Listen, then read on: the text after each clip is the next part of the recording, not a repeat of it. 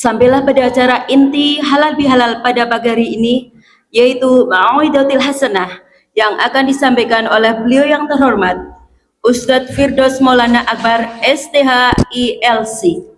Sebelumnya akan saya bacakan dulu kurikulum vitae atau data pribadi beliau, Ustadz Firdaus. Nama lengkap Firdaus Maulana Akbar. Tanggal lahir 24 Desember 1992. Jenis kelamin laki-laki. Alamat Jalan Jenderal Sudirman, RT 5, RW 3, Kuta Banjarnegara, Banjarnegara, Jawa Tengah. Nomor telepon barangkali ada yang membutuhkan 0811262685. Dan ada emailnya juga.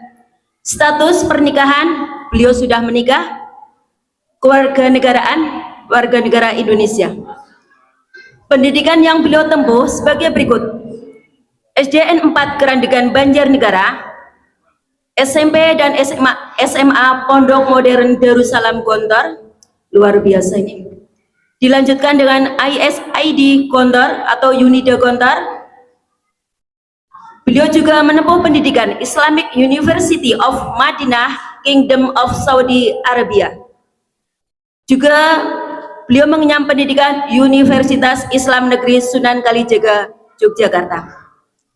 Dan pengalaman yang beliau hadapi atau dia lakukan: pertama, pengajar di Pondok Modern Darussalam Gontor, Guida Jamaah Haji dan Umrah, menulis buku Arab.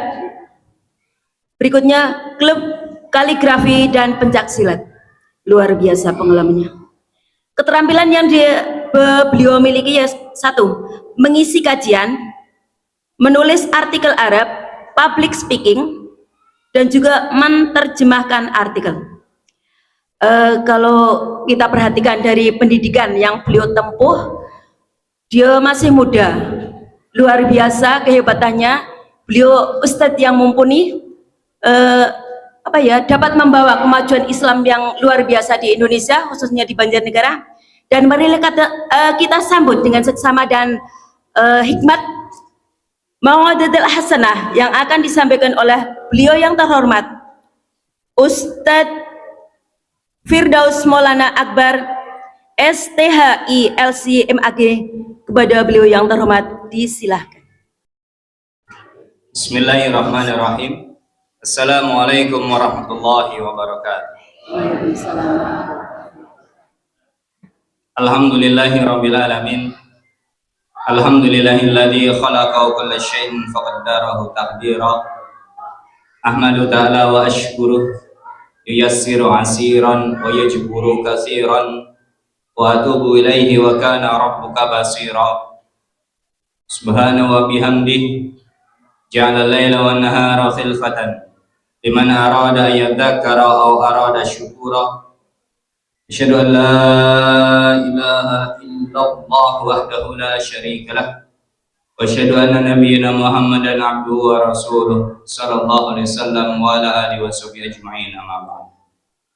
Yang saya hormati Amir Masjid serta para jajarannya, yang saya hormati asatidz dan asatidah, yang saya hormati Bapak Ibu guru pengurus TPG Al-Ikhlas, yang saya hormati para wali santri, tamu undangan, dan saya banggakan anak-anak soleh-solehah yang kelak akan memberikan mahkota kepada orang tua. Amin.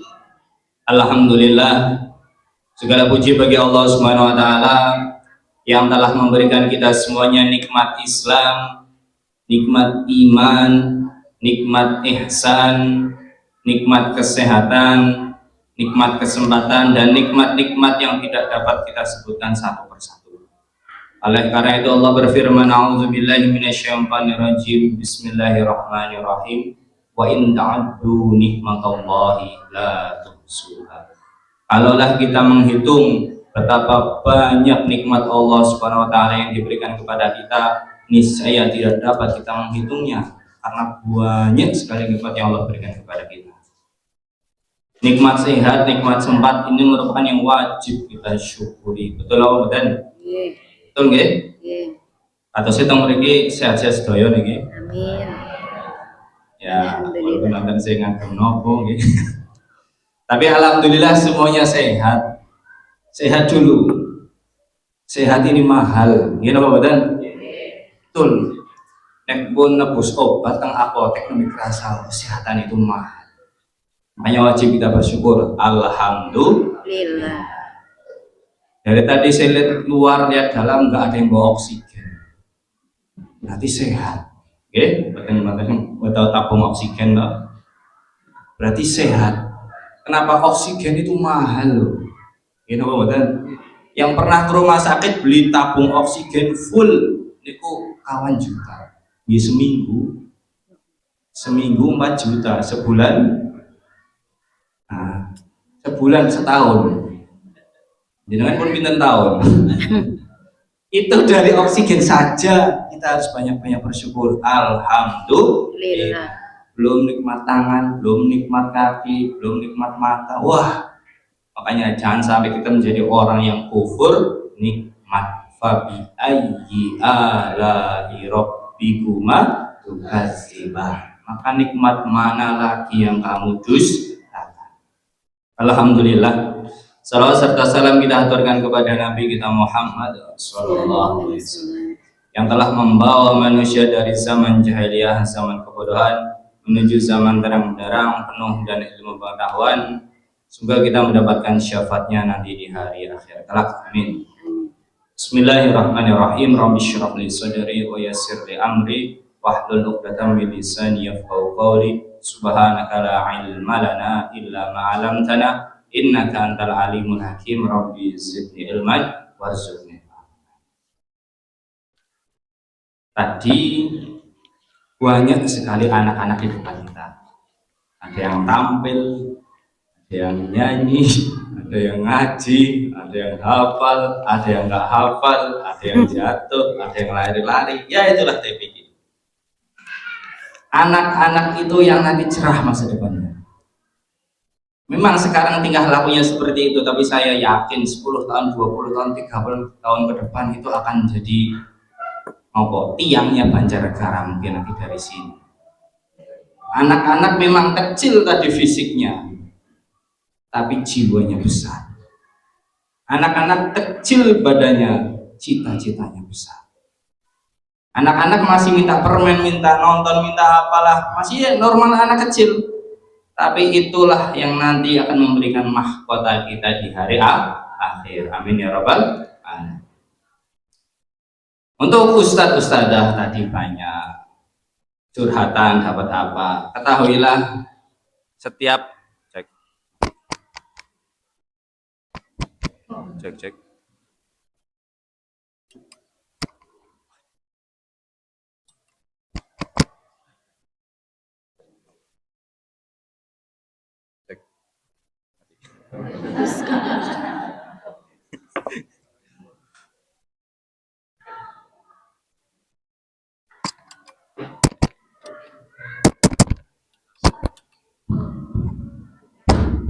Oke, sampun teman-teman.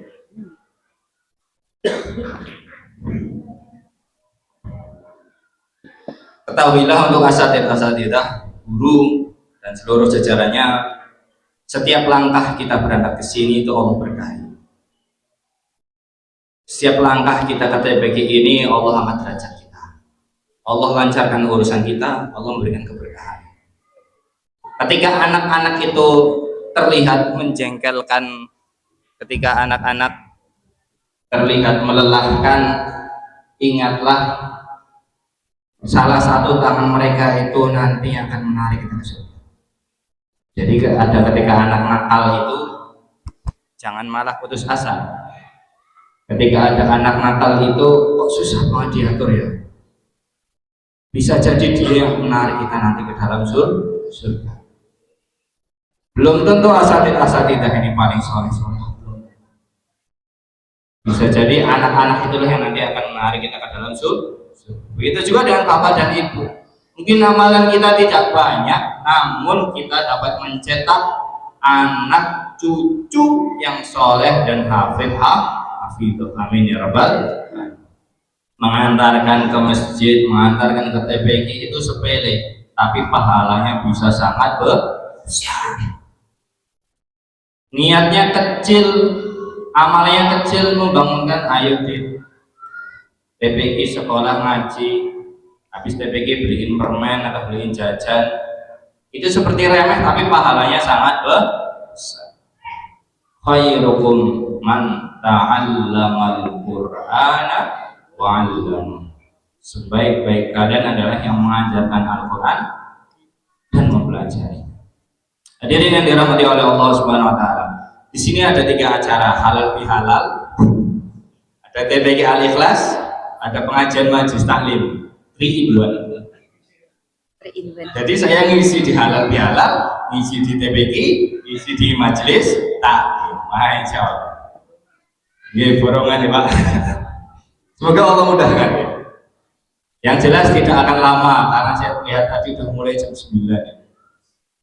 Ini hati-hati ketika disampaikan terlalu lama, masuk telinga kanan, keluar telinga kiri.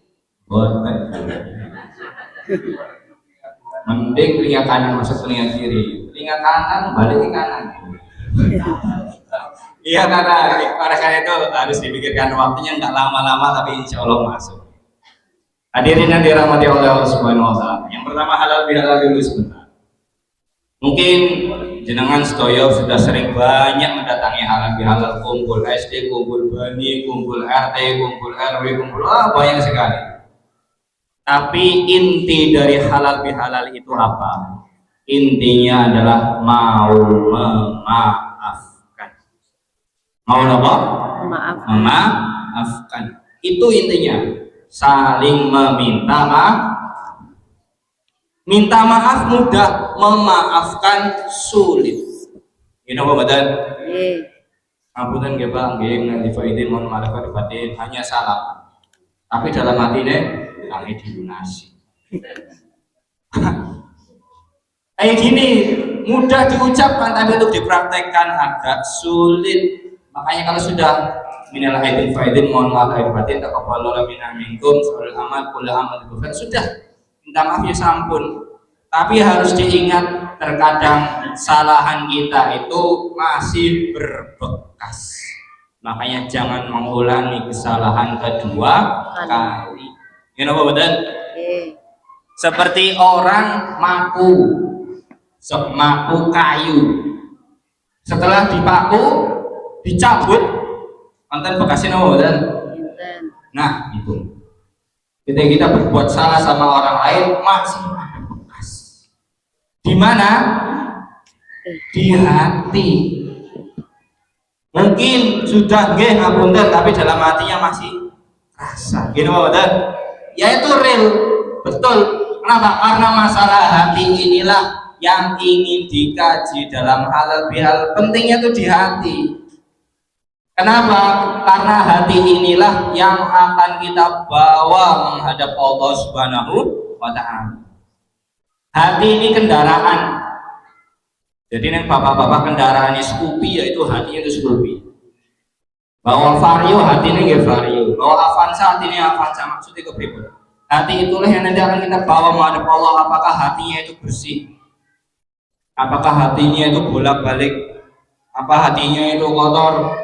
Apa hatinya itu enggak ke atas, enggak ke bawah? Makanya Allah berfirman dalam surat Asy-Syu'ara 87 sampai 89. A'udzu billahi minasyaitonir rajim. Wala tukhzini yauma yub'atsun. Yauma la yanfa'u malu wala banun illa man atallaha biqalbin salim. Ya Allah, jangan Kau bangkitkan kami dalam keadaan bersedih. Hari di mana-mana harta, tahta, wanita, anggota dan tata yang lain itu tidak bermanfaat kecuali yang menghadap Allah dengan hati yang bersih. Qalbun salim, qalbun salim. Hati yang bersih inilah yang diharapkan di bulan Syawal yang hampir selesai. Menjadi pelebur dosa, menghapus dosa. Kenapa penting hati? Penting karena apabila hati ini bersih, seluruh amal perbuatan akan bersih. Tapi kalau hatinya kotor, ngapunten, bisa jadi amal perbuatan kita kotor. Rasul bersabda, wa inna fil jasadi mudghah idza salahat salahal jasadul kulluhu wa idza fasadat fasadal jasadul kulluhu ala wahyal qalbu. Dalam tubuh manusia terdapat satu gumpal daging. Apabila daging ini bersih, bersihlah seluruh amal perbuatan. Apabila daging ini kotor, kotorlah seluruh amal perbuatan. Di mana daging itu? Di hati. Jadi kalau kita umpamakan gelas ini adalah hati. Ini gelas isinya air putih, betul nggih? Kalau ditumpahkan keluarin apa? Air putih. Air putih. Bisa keluar kopi nggak? Nah, Bisa. Dalamnya air yang putih yang dikeluarkan pasti nggak bisa keluar kopi. Kalau gelasnya teh yang dikeluarkan bisa susu? dan Nggak bisa. Teh ya teh. Putih ya putih. Hati kita seperti itu. Kalau hati kita bersih, yang kita keluarkan dari ucapan pasti hal-hal yang bersih. Kalau hati kita suci, yang dikeluarkan dari tangan kita hal-hal yang suci. Kalau hati kita bersih, pikiran kita, hati kita semuanya menjadi bersih. Kenapa? Karena zaman sekarang orang banyak sekali berucap tanpa berpikir. Ini apa badan? Asal berbicara, asal ngomong, asal nyeplos masuk ke dalam hati, akhirnya sakit hati. Hati-hati sama hati, karena orang bisa sakit hati. Bisa ngomong masuk dalam hati, sembuhnya lama. Dalam bahasa Arab, orang terpeleset kaki lebih baik daripada terpeleset lisan. Terpeleset kaki, yung 5 menit 10 menit sembuh. Tapi kalau lisannya kepleset 5 menit 10 menit sembuh. 1 jam, tidak 1 hari, belum 1 bulan, 10 tahun bisa nggak sembuh. Betul apa salah nih Pak? Betul nggak? Kenapa? Hati ini penting sekali masalah hati. Saking pentingnya Rasulullah SAW itu dibelek dadanya. Diapakan? Hatinya dikeluarkan, lalu dicuci dengan air zam-zam, lalu dikasihkan ilmu sama hikmah. Berapa kali Nabi disuci hatinya? 2 kali. Yang pertama ketika masih kecil, ketika itu dikatakan Nabi Muhammad telah dibunuh. Kenapa dibunuh? Hatinya diambil malaikat Jibril, dikeluarkan, dicuci dengan air zam-zam, dibersihkan, lalu dikembalikan. Lalu para sahabat mengatakan Nabi Muhammad tidak dibunuh. Nabi itu dibersihkan, disucikan hatinya, lalu ditutup sama malaikat Jibril. Bayangkan 1446 tahun yang lalu, rumah sakit mana yang bisa mengadakan bedah yang ada jahitannya? Nggak bisa. Kun fayakun, Allah langsung yang ngurus, malaikat Jibril mengeksekusi. Kapan yang kedua Nabi dibelah dadanya itu hatinya? Ketika peristiwa Isra Mi'raj. Sebelum Nabi naik ke langit ke Sidratul Muntaha, dibersihkan dulu hatinya. Kenapa? Penting. Masalah hati itu masalah penting, nggak main-main. Kalau hatinya bersih, insya Allah keluar dari lisan itu bersih. Kalau lisan bersih, perbuatannya menjadi bersih. Ya, sekarang orang ngomong kan bukan hanya dari lisan ucapan. Kenapa? Karena sekarang ucapan bisa pindah ke jempol, betul, update status, ternyata yang baca sakit hati. Wah, repot. Betul nggak? Makanya penting sekali menjaga hati di bulan suci ini, mumpung masih bulan Syawal. Jadi halal bihalal yang pertama kita bersihkan hati kita, minal aizin wal faizin, mohon maaf lahir dan batin. Banyak mohon maaf tapi memaafkan. Alhamdulillah Allah masih memberikan kita kesempatan untuk meminta maaf. Alhamdulillah. Yang bingung kalau yang diminta maaf sudah meninggal. Nah, inna lillahi wa inna ilaihi raji'un. Gimana minta maafnya? Ya ke ahli waris, ke keluarga. Hadirin yang dirahmati oleh Allah Subhanahu wa taala. Oleh pentingnya urusan hati ini, ada salah satu riwayat dari Anas bin Malik radhiyallahu anhu. Suatu ketika Nabi sedang mengadakan majelis taklim di Masjid Nabawi. Ketika mengadakan majelis taklim, Nabi berkata, akan datang di hadapan kita penghuni surga. Lalu orang-orang melihat siapa yang penghuni surga. Ternyata dia adalah orang Ansor, penduduk kota Madinah. Baru masuk masjid, tangannya, kakinya, jenggotnya masih basah, kemudian tangan kirinya memegang sandal, duduk di majelis taklim. Hari yang kedua, Nabi bersabda, akan datang kepada kita penghuni surga. Dilihat lagi sama para sahabat, ada Abu Bakar, ada Umar, ada Utsman, ada Ali. Siapa ini penghuni surga ini? Ternyata orang sama yang kemarin datang ke majelis taklim terlambat, baru wudhu, masih basah, tangannya, jenggotnya, tangan kirinya memegang sandal. Jadi kalau terlambat datang ke majelis taklim tidak masalah, penghuni surga. Hari yang ketiga, Nabi berkata lagi, akan datang kepada kita penghuni surga. Siapa ini? Kenapa Nabi 3 hari ini ngomong penghuni surga, penghuni surga? Dilihat lagi, orangnya sama seperti kemarin. Selesai wudhu, masih basah rambutnya, jenggotnya, tangannya, tangan kiri memegang sandal, lalu duduk di belakang. Para sahabat melihat, oh ini penghuni surga. Nabi tidak pernah berbohong. Berarti memang dia, sahabat ini ketika meninggal dia akan masuk ke dalam surga. Sampai Nabi diberikan julukan Al-Amin, orang yang sangat dipercaya. Makanya omongnya tidak pernah bohong. Wa ma yantiqu 'anil hawa in huwa illa wahyu yuha.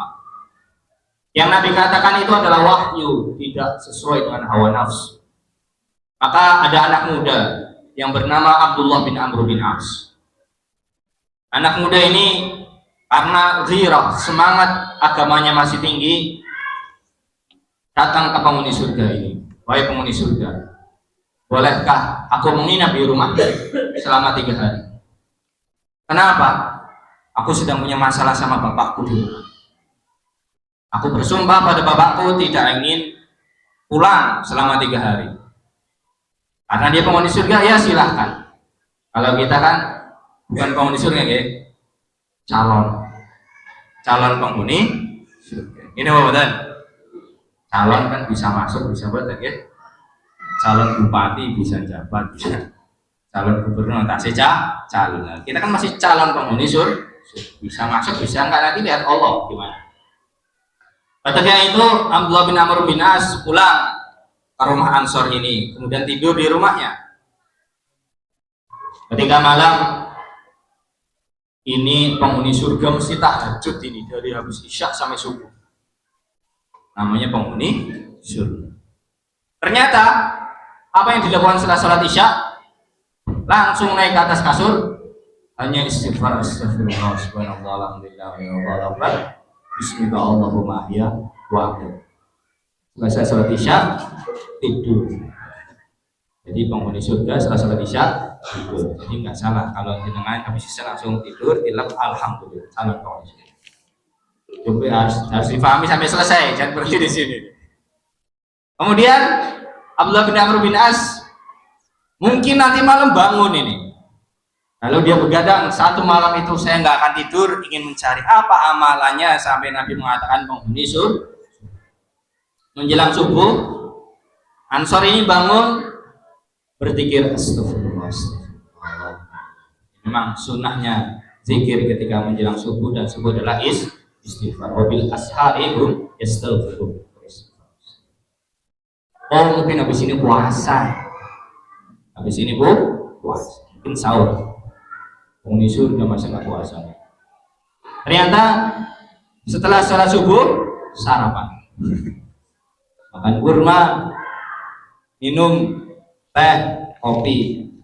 Loh kok nggak puasa? Nggak tahajud, nggak puasa. Jadi kalau kita nggak tahajud, nggak puasa, masih ada kesempatan sebagai penghuni. Mungkin nanti sholat duha ini, ternyata tidak juga sholat duha. Wah ini apa ini amalannya ini? Bingung ini. Hari pertama nggak dapat apa-apa.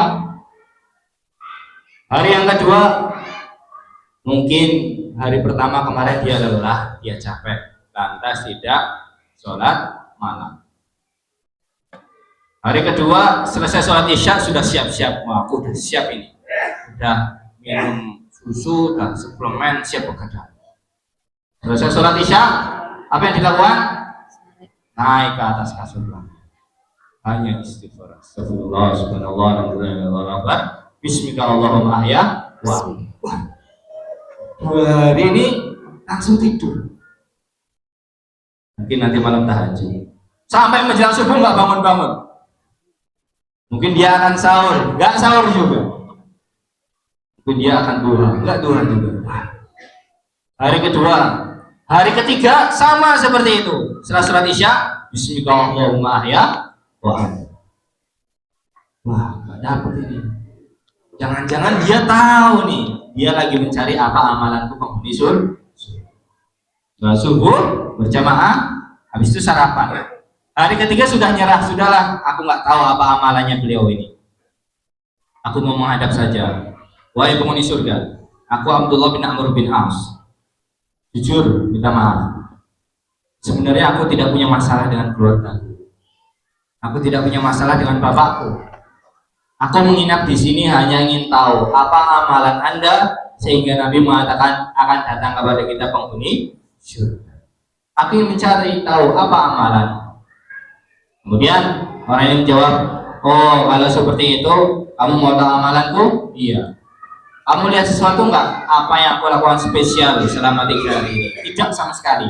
Enggak sholat malam, ya enggak puasa, ya enggak duha, hanya zikir dan bismillahirrahmanirrahim. Wah.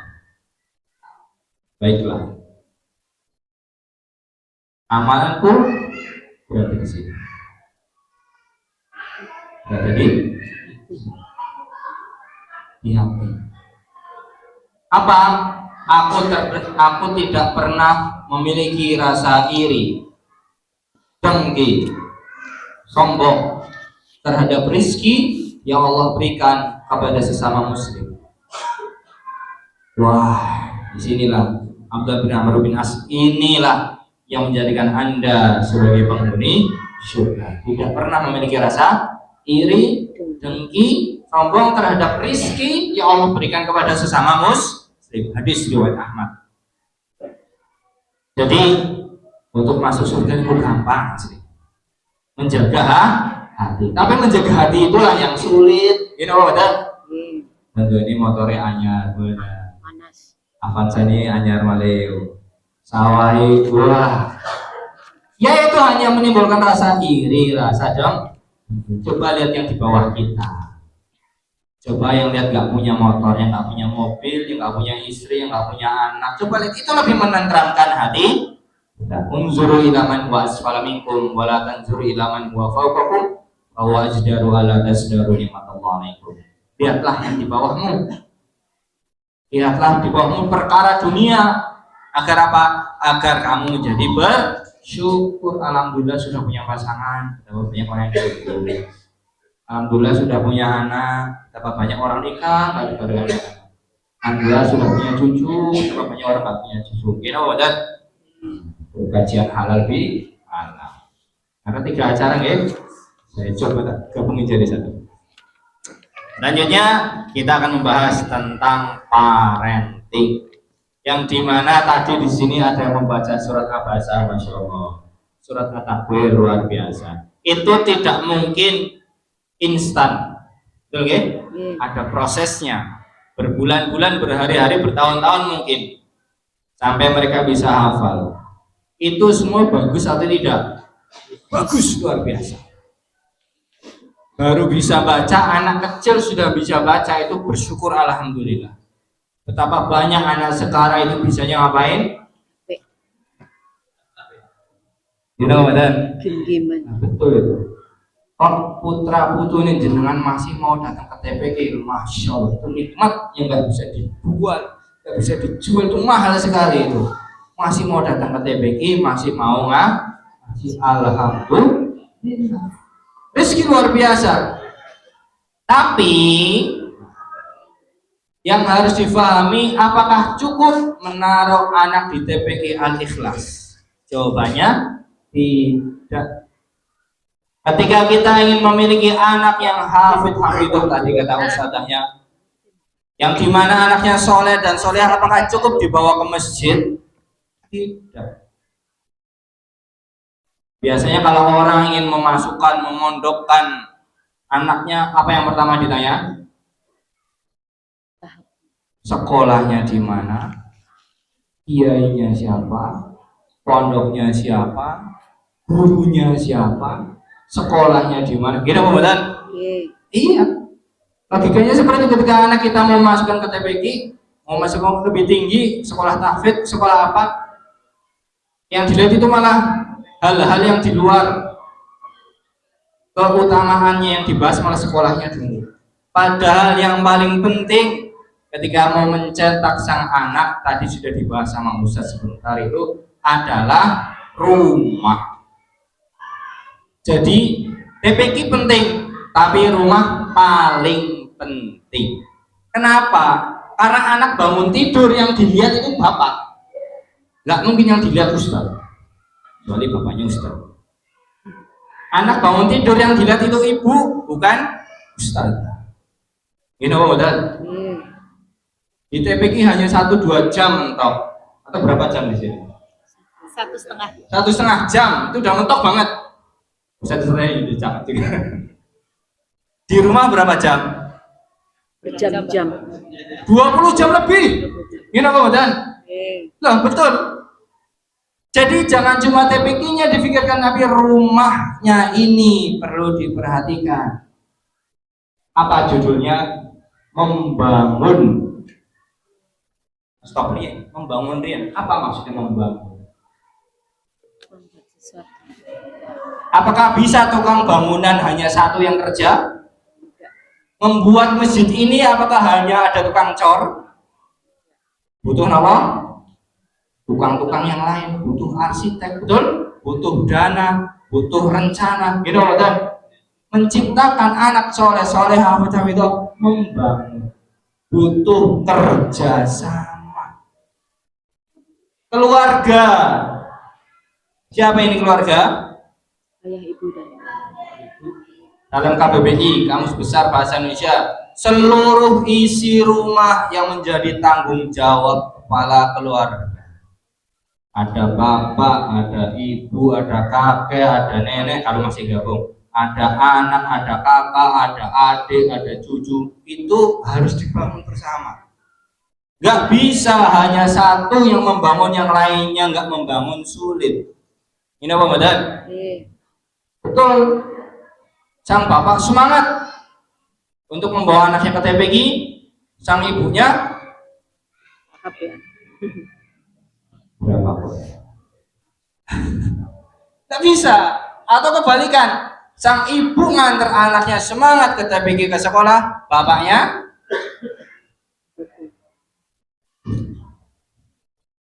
mancing. Tidak bisa. You know that? Harus berani dikatakan, karena kalau mau membuat anak yang soleh harus membangun keluarga, harus bersama-sama, kompak. Bapaknya mendorong, ibunya mendorong, kalau masih ada kakak adik semuanya membantu. Jangan yang ngaji adiknya, kakaknya bulan mawon, nggak bisa. Sang ayah harus menolong, membantu. Bagaimana caranya? Ayo ngaji habis subuh. Habis subuh, apa acaranya? Setelah salat subuh, tidur lagi. Itu mulai dibiasakan ngaji setelah subuh. Murojaah, menghafal itu setelah subuh. Itu waktu mahal. Kapan? Setelah subuh. Golden time, waktu emas. Ketika ingin menciptakan anak hafidhah itu setelah subuh. Ngapain? Ngaji. 1 lembar, 2 lembar, 3 lembar, 4 lembar, setengah juz, 1 juz. Setelah ngaji baru menghafal. Setelah menghafal, murojaah. Itu setelah subuh cukup. Sampai jam 6 habis itu anak berangkat sudah sekolah. Atau di sekolahnya dilanjutkan apa-apa.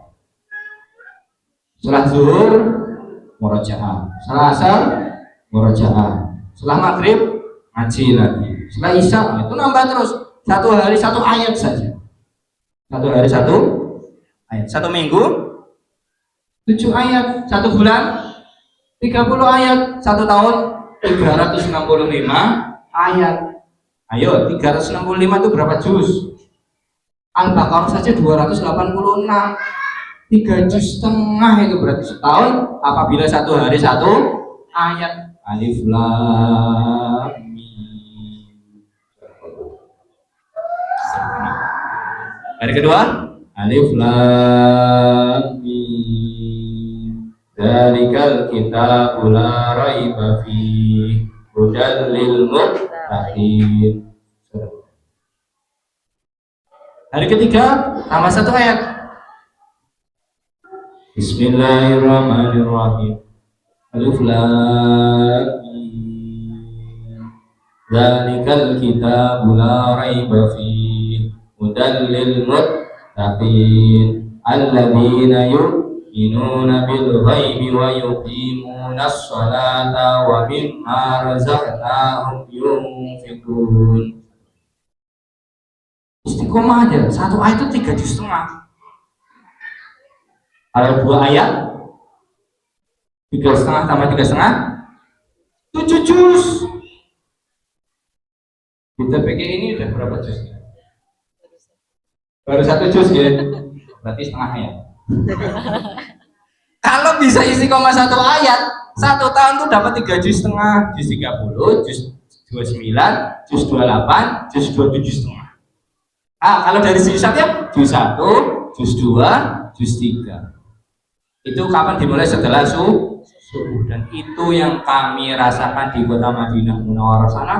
Kita sering menghafalkan, nggak banyak, 1-2 ayat dihafalkan dan diamalkan. Ini yang disuruh, dipraktekkan, dijalankan. Itu yang menjadikan keberkahan. Bagaimana kerjasama? Harus kerjasama.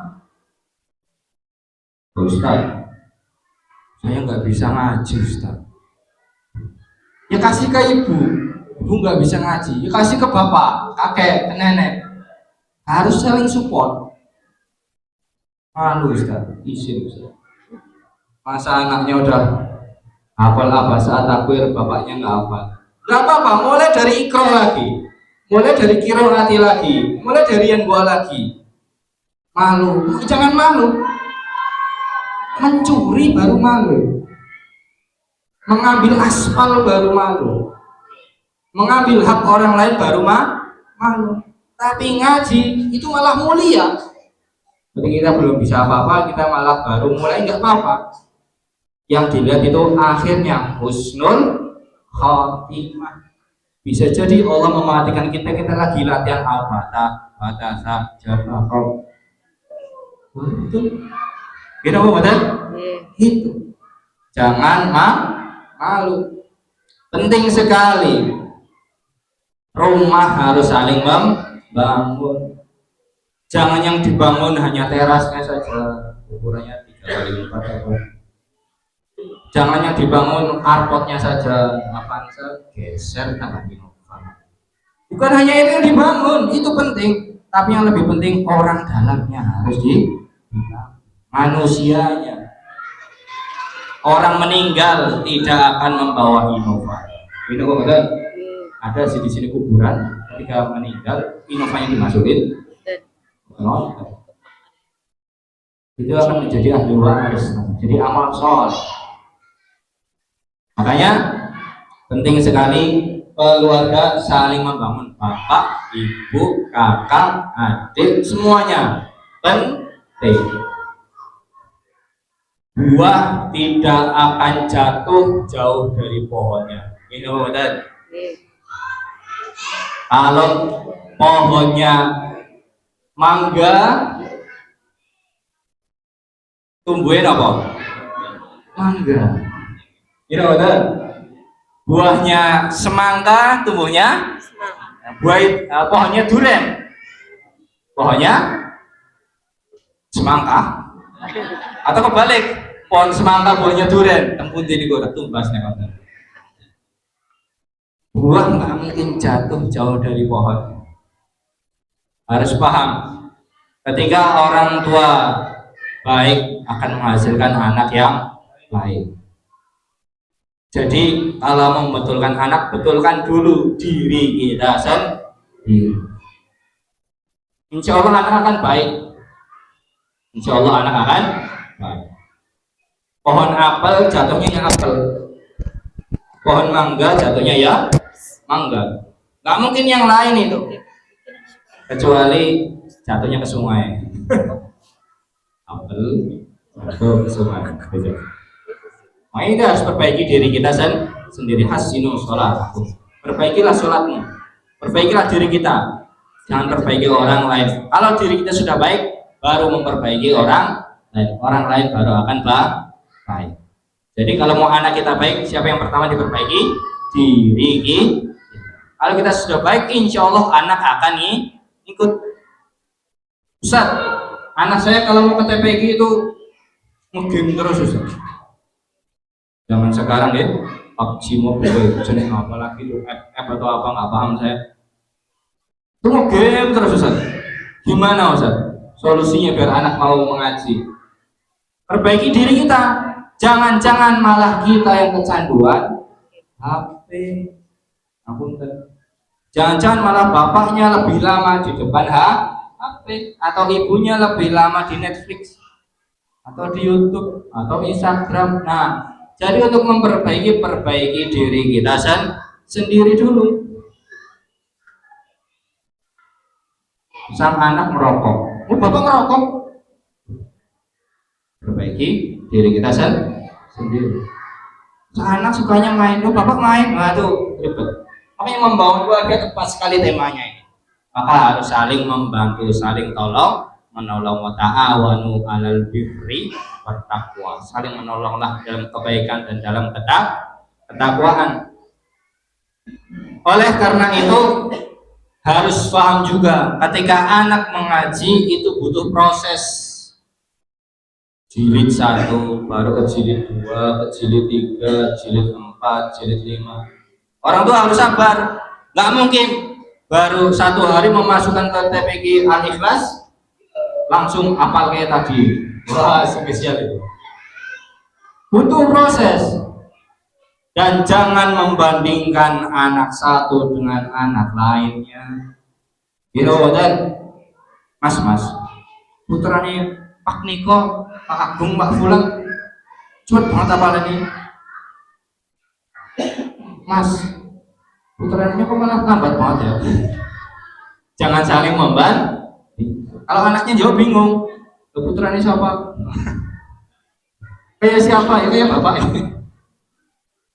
Oh ya, jangan membandingkan anak satu dengan anak lainnya. Kemampuan anak berbeda. Ada anak cepat ngafal, ada yang ngafalnya lambat. Ada anak yang pinter, ada yang belum pinter-pinter. Akan ada waktunya anak nanti pintar. Anaknya sekarang masih spesial banget pakai telur. Diomongin nggak ada yang masuk. Nanti akan ada waktunya dia diomongin masuk, diomongin dia saja. Mungkin sekarang belum waktunya. Mungkin anak sekarang adalah seakan-akan menghapuskan dosa kita yang dulu. Oh, ini mungkin dulu ya, saya berbuat ini kepada bapak ibu saya, makanya Allah membalas ini semua. Oh, ini mungkin karena kesalahan saya kepada bapak ya, sehingga anak saya diomongin sulitnya kayak apa? Kayak layangan. Susah sekali. Setiap anak memiliki kemampuan yang berbeda. Apalagi perhatikan juga mood anak. Anak itu punya mood. Ayo mbak, ngaji. Oke lah. 10 menit. Oh udah 10 menit. Ayo ngaji. 15 menit. Oh iya 15 menit. Ayo ngaji. Setengah jam. Mau nambah terus. Anak punya mood, kita juga punya mood. Dan ibu-ibu kalau nggak mood mungkin nggak ke masjid ya. Di dapur, CFD alun-alun. Nah itu, anak juga memiliki mood sama. Perhatikan, anaknya ingin belajar atau ingin main. Ayo mas, waktunya murojaah 10 ayat. Iya Pak, setengah jam lagi ya Pak, udah setengah jam ditagih lagi. Ayo Mas, murojaah. Oh iya, ada mood-mood harus juga diperhatikan. Kondisinya lagi apa? Kalau lagi capek, ya sudah, nunggu capeknya hilang baru melanjutkan. Lantas apalagi yang diperhatikan adalah ketika anak itu susah menghafal Al-Quran, kita harus pintar-pintar memotivasi. Ketika anak nggak mau ngaji, kita motivasi itu loh, lihat orang-orang yang sukses karena Al-Quran. Betapa banyak sekarang sekolah-sekolahan menawarin gratis biaya. You know that? Khusus hafid Quran, sekian juz. Apalagi masuk kampus-kampus, wah mudah sekali itu. UGM, UIN, apalagi UII, yang dimana kampus-kampus menawarkan beasiswa gratis. Kalau hafid Quran, dunianya dapat, akhiratnya dapat. Nanti bisa ngasih spesial, bisa ngasih mahkota, bisa ngasih jubah, bisa ngasih kemuliaan untuk bapak sama ibu, untuk mbah, untuk semuanya. Di dunianya mulia. Jangankan di Indonesia, luar negeri membuka kesempatan luar biasa banyak buat mereka para hafid dan hafidhul Quran, buat mereka yang bisa mengaji. Allah di dunia ini memiliki keluarga. Siapa keluarganya Allah? Ahlul Quran. Mau menjadi keluarganya Allah? Mau. Siapa itu? Ahli Quran. Siapa ahli Quran itu? Para ulama membagi tiga. Ahli Quran itu pertama orang yang sering mengaji. Paham, bukan paham, yang penting ngaji. Istiqomah. Biasanya al-ikhlas nggak al-ikhlas. Ikul.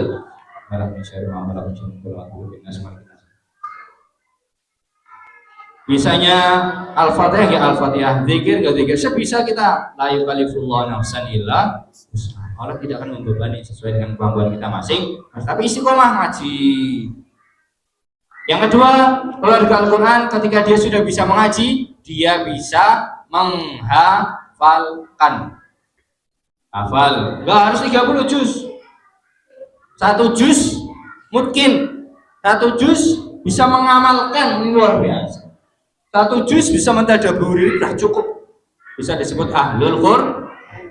Beda dan mereka yang 30 juz tapi kelakuannya nauzubillah. Yang sudah hafid cuma lupa. Jangan. Yang ketiga, siapa itu keluarga Allah? Orang yang menghafal, mentadaburi, mengamalkan. Itulah keluarga-keluarganya Allah. Makanya di sini saya lihat anak-anak kecil, wah siapa ini kayak wildan khaladun. Permata-permata anak-anak muda yang nanti menunggu di depan pintu surga. Surga kan bermacam-macam ya. Mantan Darussalam, mantan Darun Naim, ada apa lagi? Royan. Yang paling tinggi apa? Firdaus. Mau nggak masuk ke surga Firdaus itu? Apalagi orang sudah punya hafalan Quran. Nanti anaknya depan pintu nunggu. Kamu ngapain di sini? Nunggu ibu. Wah, masya Allah. Di depan pintu nunggu siapa? Nunggu ibu. Lah bapak nggak ditunggu. Mbah mau lah, mbah. Mau milih mbah. Ini repot ya. Kadang kan anak lebih cinta pada cucu gitu. Cucu, kakek, nenek, wah. Iya kalau main ke rumah kakek nenek apa aja dikasih. Itu nanti terkadang anak kita udah nunggu di surga. Ayo masuk, nanti saya masih nunggu ustadzah. Wah, masih nunggu ustadz. Wah, indah sekali. Ketika kita naudzubillah, ternyata kita nggak masuk ke dalam surga, dipanggil nanti. Itu ada yang memanggilmu, siapa? Si Agus. Wah, Agus, sing kalau ngaji jempalitan. Gak biasanya gak? Naudzubillah. Ternyata anak yang sulit diatur besarnya menjadi hafid Quran. Dia sudah menunggu. Saya nunggu itu ustadzah yang sabar banget. Nunggu ustadz yang selalu setia. Padahal saya disuruh A, saya ngasih B. disuruh C yang ngasih D. Besok pakai baju warna oranye ya. Iya. Ternyata ini pakai baju warna hijau. Wah. Oh, jangan salahkan anak-anak gini. Jangan-jangan anak-anak gini akan menarik kita ke dalam surga. Jangan-jangan amalan kita kurang ditarik. Ayo Ustaz masuk ke surga. Ayo Ustaz masuk ke dalam surga. Kiai kami, Imam Zarkashi mengatakan, orang besar itu bukan mereka yang duduk di kursi-kursi tinggi. Orang besar itu bukan mereka yang titelnya banyak. Gak berguna titel itu. Orang besar itu siapa? Orang besar itu adalah orang yang mau mengajar di surau-surau kecil. Orang besar itu siapa? Orang yang mau mengajar di TPQ, musola-musola. Itu orang besar semuanya. Mungkin uangnya nggak banyak, mohon maaf, tapi berkah. You know betul? Beda dan orang duitnya banyak, tapi tidak berkah. Orang maunya sedikit, 100.000, tapi berkah. Ini buat beli beras. You know betul? 100.000 loh ya. Ini buat beli minyak. Ini buat beli sayur, 5.000, 10.000. Ini buat beli ayam. Ini buat listrik. Jantan sisa? Wifi. Dibagi-bagi. Masih ada sisa 5.000, 10.000 umpamanya. Dimasukin kotak amal. Wah. 100.000 berkah. Tapi kalau 1 juta nggak berkah, kurang mawon. Sudah punya uang 1 juta masih kurang. Ini buat adik ya, buat beli belanja apa. Mas kok cuma 1 juta? Beda dengan orang yang dikasih 100.000 tapi dia menerima dan uangnya berkah. 1 juta ini kurang. Kok bisa 1 juta kurang? Kemana? Konter HP. 1 juta dibawa ke konter, HP-nya kurang. Jangan kan sudah 10 juta, tapi nggak berkah. 10 juta nggak kurang. Ini mau dari dibawa kemana? Dealer motor, ya kurang. Ini kalau orang nggak bersyukur nggak akan berkah. Tapi orang yang sering mengajar, orang nemenin anak-anak TPK ini luar biasa. Sedikit tapi berkah. 100.000 nggak punya kendaraan, ini buat Ustaz. Tuh dikasih motor. 100.000 nggak bisa umroh, ini buat Ustaz, dibayarin umroh. 100.000 nggak bisa buat daftar haji, Ustaz ada panggilan haji, Ustaz berangkat. Wah, itu Allah kalau sudah mengasih jalur dari arah-arah yang tidak bisa min haitsu la yahtasib. Kuncinya apa? Menemani anak-anak ini mengaji. Kalau bahasa kiai saya itu ngeloni. Jadi anak itu betul-betul dikawal.